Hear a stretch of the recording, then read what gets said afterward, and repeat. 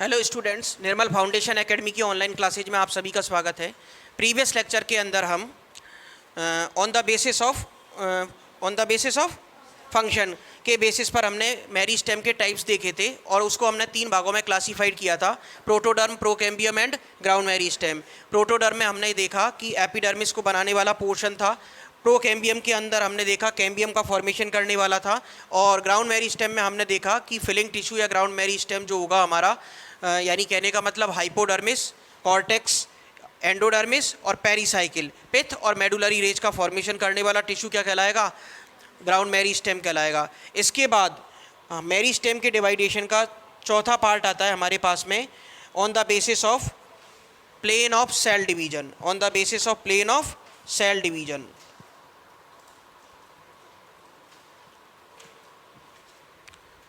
Meristem के डिवाइडेशन का फोर्थ पार्ट कौन सा आएगा? ऑन द बेसिस ऑफ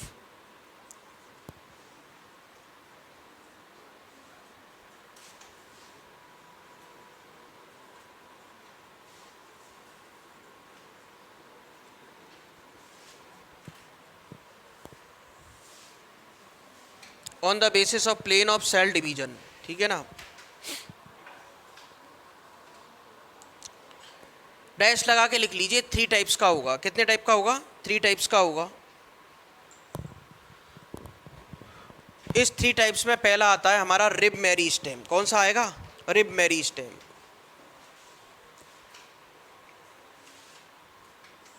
पहला लिखिए आप इसमें, rib meristem.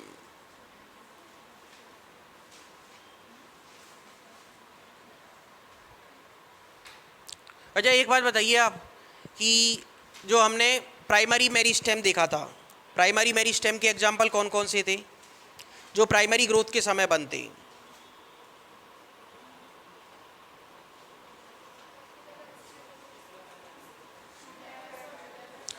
Primary xylem, primary phloem और intra fascicular cambium. Secondary meristem के एग्जाम्पल कौन से होंगे? इंटरफेसिकुलर कैम्बियम, ठीक है ना, और कॉर कैम्बियम, ठीक है ना। इसके अलावा लेटरल मेरिस्टेम के एग्जाम्पल,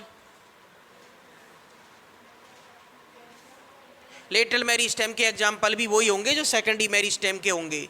यानी कहने का मतलब लेटरल मेरिस्टेम सेकंड मोटाई में वृद्धि करता है, थिकनेस में ग्रोथ करवा रहा है, तो इसका मतलब लेटरल मेरिस्टेम सेकेंडरी ग्रोथ के लिए रेस्पॉन्सिबल है। तो सेकेंडरी मेरिस्टेम के एग्जाम्पल और लेटरल मेरिस्टेम के एग्जाम्पल सेम होंगे, ठीक है ना, क्योंकि सेकेंडरी ग्रोथ के लिए रेस्पॉन्सिबल कौन है? लेटरल मेरिस्टेम, और लेटरल मेरिस्टेम थिकनेस में ग्रोथ करवा रहा है। तो इसका मतलब लेटरल मेरिस्टेम और सेकेंडरी मेरिस्टेम के एग्जाम्पल सेम होंगे। यानी कहने का मतलब इंटरफेसिकुलर कैम्बियम और कॉर कैम्बियम। अब इसमें लिखिए भैया रिब मेरिस्टेम में,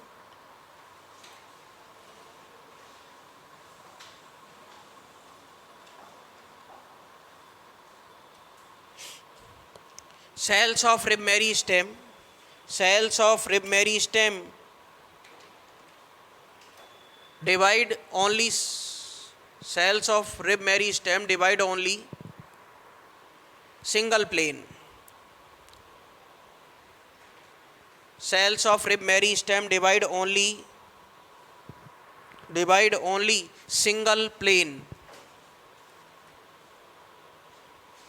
Hence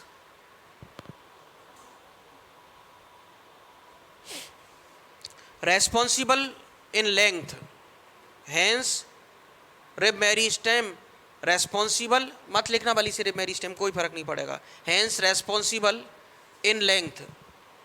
और एक डायग्राम बना लीजिए। और ये डायग्राम कैसे बनाओगे?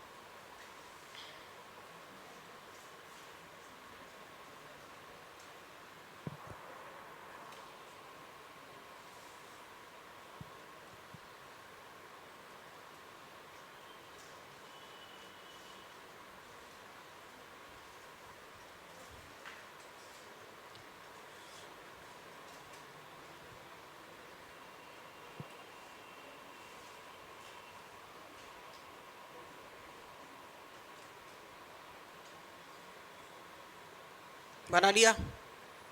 इसके बाद में हेडिंग डालिए नेक्स्ट। अरे एग्जाम्पल और लिखो इसका एक बार, रिब मैरी स्टेम का एग्जाम्पल भी तो लिखना है अभी। रिब मैरी स्टेम का एग्जाम्पल लिखो।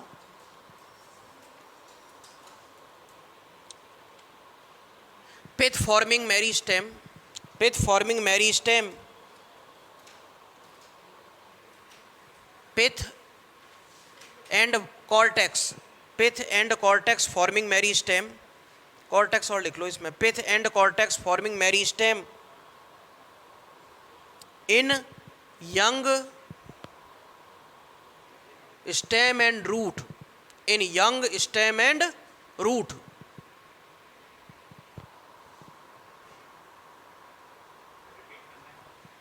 पिथ and cortex forming meristem in young root and stem,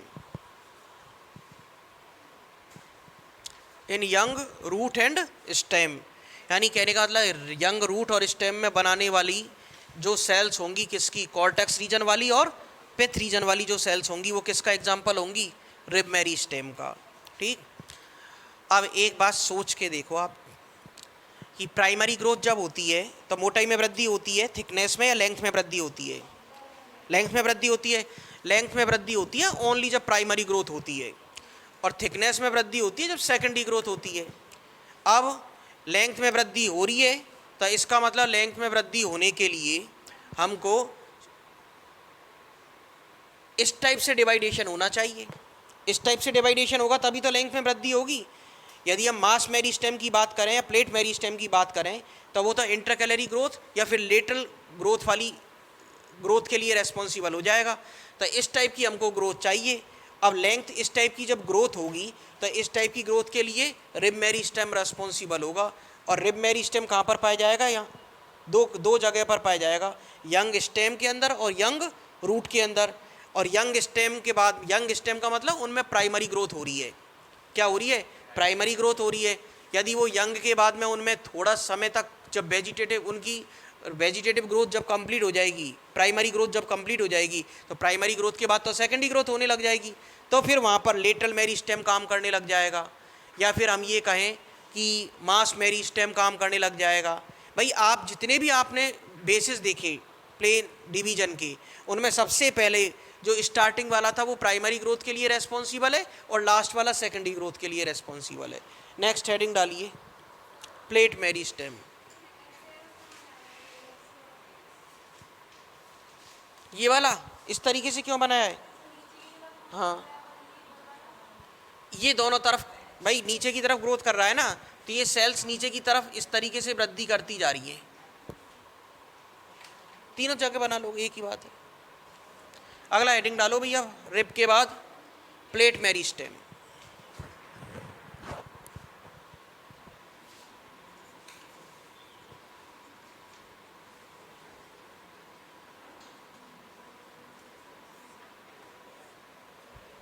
rib के बाद नेक्स्ट हेडिंग डाल लो भैया, प्लेट मैरी स्टेम।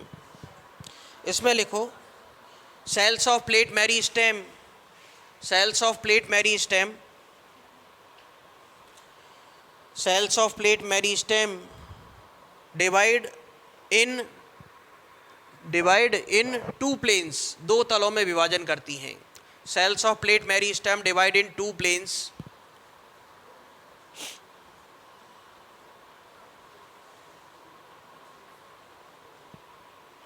एग्जाम्पल लिखो इसका,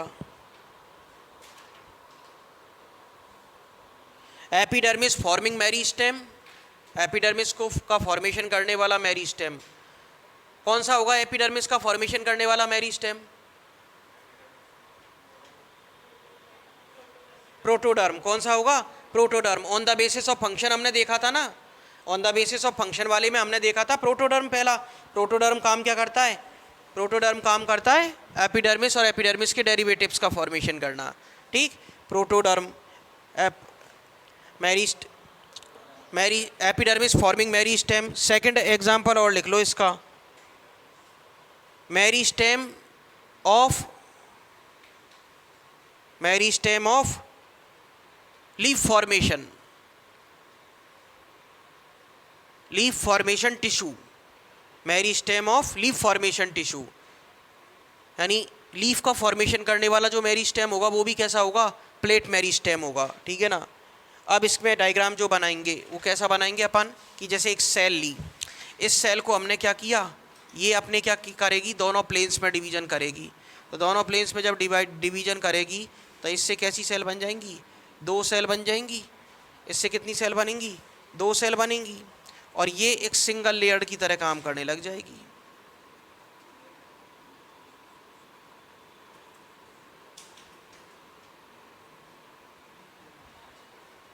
ये बना लीजिए प्लेट मेरिस्टेम में।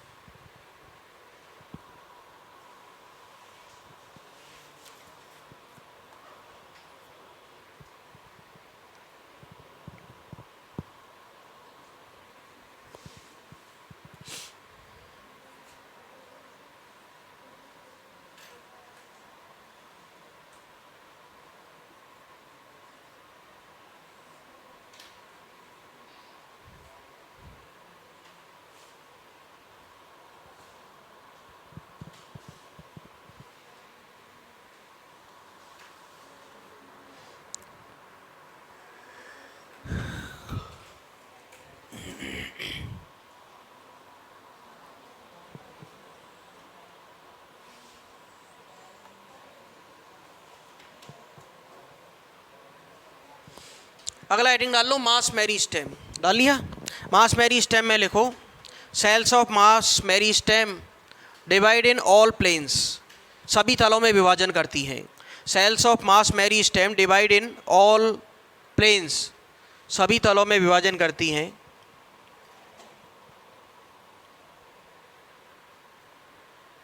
सच type of growth responsible for volume,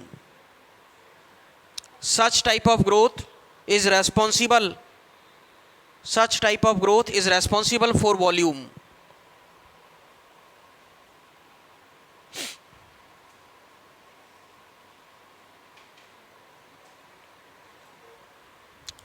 एक डायग्राम बना लो ऐसा,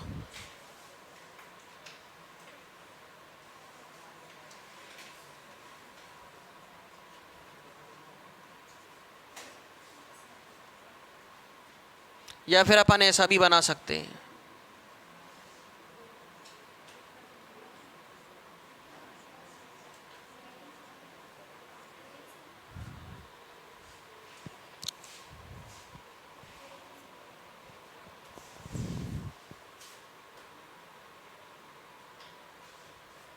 यानी एक कोशिका जो होगी वो अपने हर तल से विभाजन करेगी और हर दिशा में विभाजन करेगी, तो इससे क्या हो जाएगा, उसके वॉल्यूम में ग्रोथ होगी, और वॉल्यूम में ग्रोथ होगी तो इस टाइप का मेरिस्टेम क्या कहलाएगा, मास मेरिस्टेम कहलाएगा।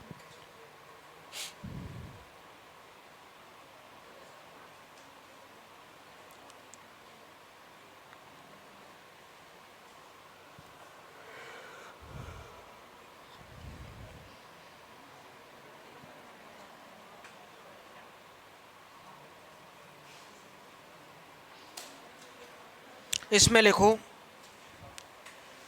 कॉर्टेक्स फॉर्मिंग, एग्जाम्पल के तौर पर लिखो कॉर्टेक्स फॉर्मिंग मेरिस्टेम, कॉर्टेक्स का फॉर्मेशन करने वाला meristem, cortex forming meristem,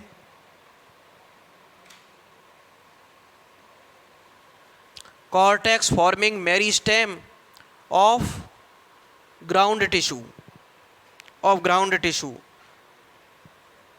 cortex forming meristem of ground tissue,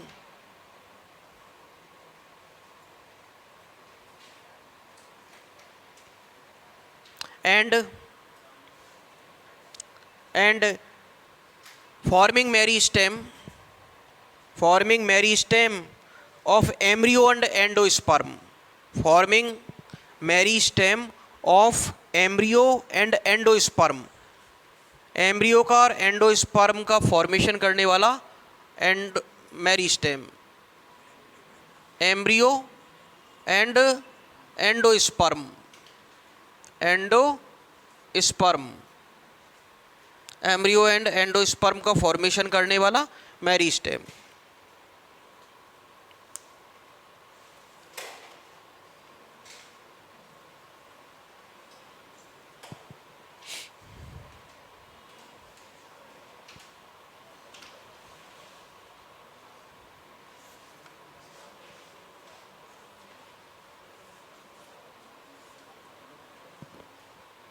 अब इसके बाद नेक्स्ट हेडिंग डालिए भैया परमानेंट टिश्यू। नेक्स्ट हेडिंग डालो भैया परमानेंट टिश्यू।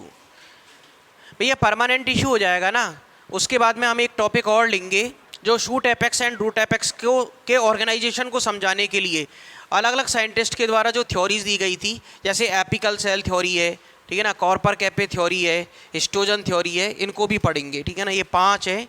एक क्यूसेंट सेंटर थ्योरी है,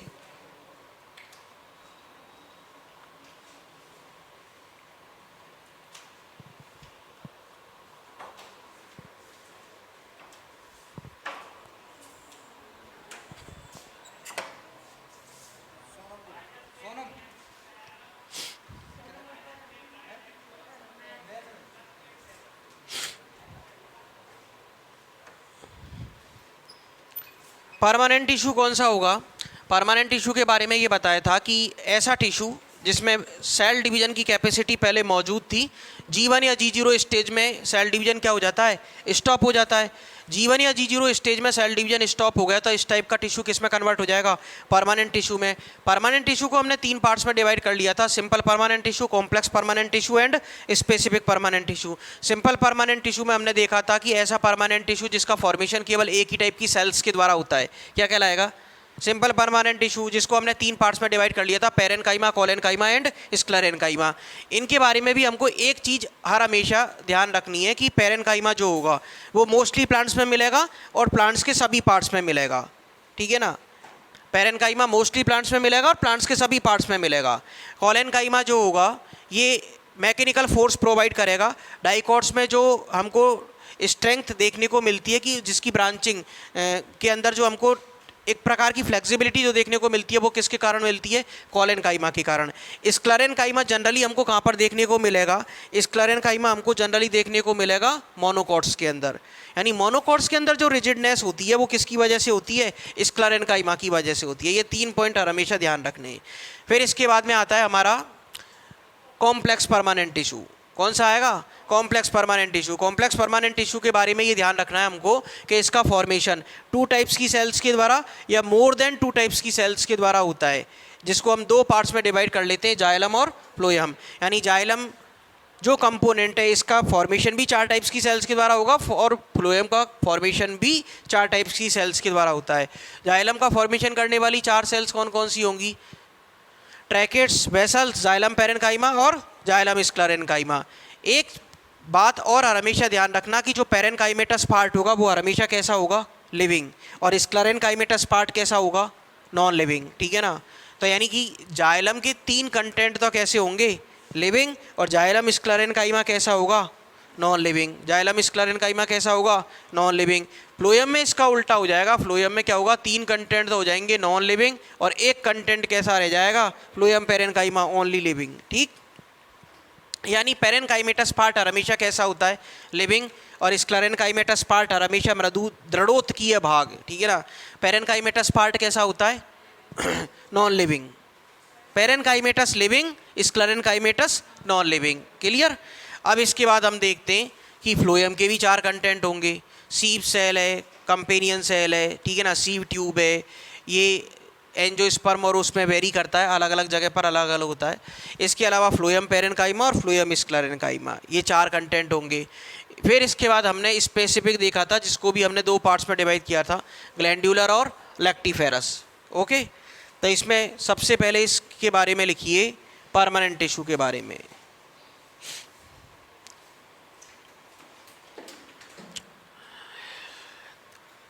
In cells of permanent tissue, in cells of permanent tissue, in cells of permanent tissue,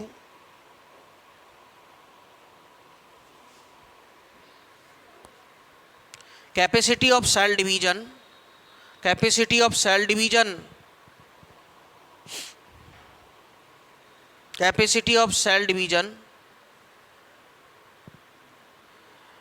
will be destroyed, खत्म हो जाती है, will be destroyed,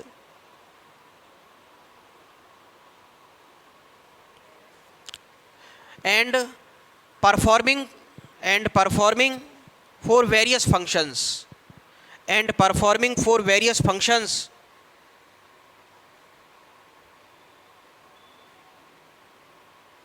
and performing for various functions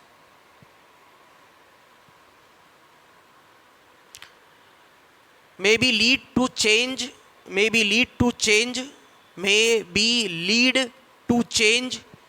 in shape and size,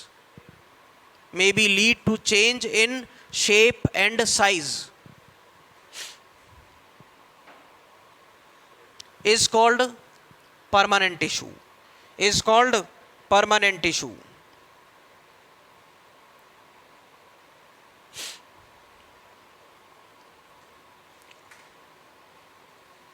अगला point, in cells of permanent tissue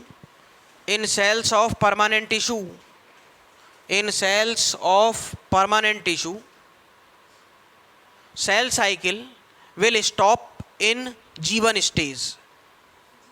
G1 ऐसे लिखना भैया, G1। In cells of permanent tissue cell cycle will stop in G1 stage में क्या होता है? Cell division रुक जाता है हमेशा के लिए।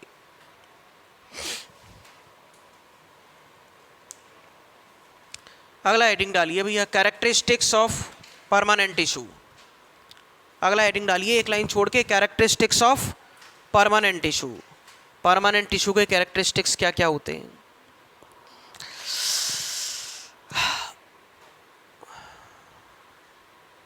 कैरेक्टरिस्टिक्स ऑफ परमानेंट टिश्यू, पहला पॉइंट लिखिए सेल्स और डैश लगा के लिखिए living, may be living and non living sales, ठीक है ना। कैरेक्टरिस्टिक्स ऑफ परमानेंट टिश्यू, पहला पॉइंट लिख लीजिए सेल्स, ऐसे लिख लो सेल्स, ठीक है ना, डैश लगा के लिख लीजिए may be living and non living.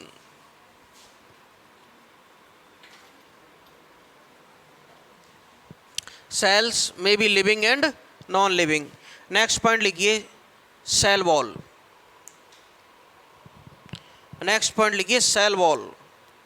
Cell wall के आगे डैश लगा के लिखिए may be thick and thin, oblique thin. Next point लिखिए इंटरसेल्यूलर स्पेस, यानी सेल्स के बीच में पाए जाने वाला स्पेस क्या कहलाता है? Intercellular space. इसी को हम शॉर्ट में क्या लिख देते हैं? ICS। क्या लिख देते हैं? ICS, intercellular space. Intercellular space के बारे में भी लिख लो मे बी प्रेजेंट और एब्सेंट।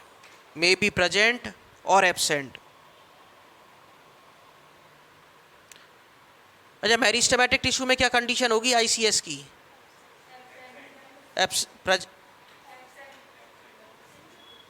मेरिस्टेमेटिक टिश्यू में कैसा होगा? प्रेजेंट होगा या एब्सेंट होगा? हैं? एब्सेंट होगा, क्योंकि वहाँ पर जो सेल्स बताई थी वो राउंड शेप्ड नहीं बताई थी, बल्कि कैसी दिखाई थी? आइसोडायमेट्रिक हो सकती हैं।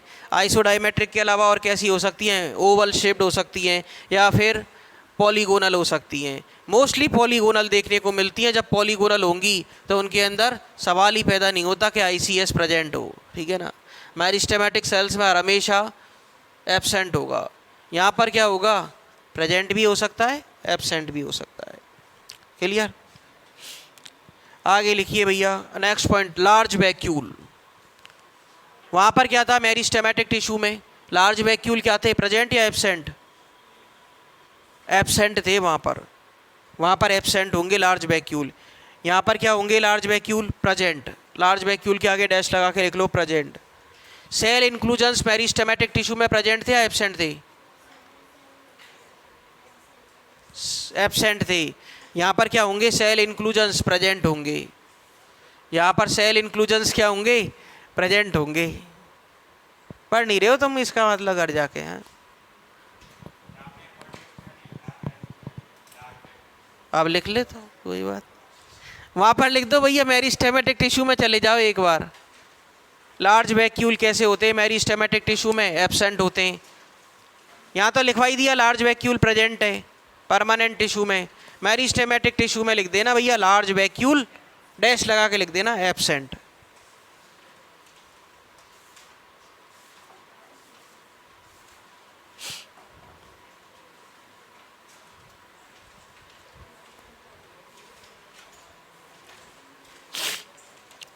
लार्ज वैक्यूल कैसे होते हैं? एब्सेंट होते हैं। हाँ भैया देखो, एक बात और बता रहा हूँ मैं आपको, है ना। एक काम,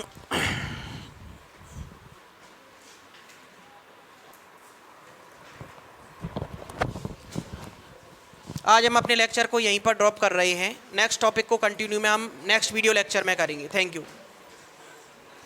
ये कहना भी तो ज़रूरी होता है।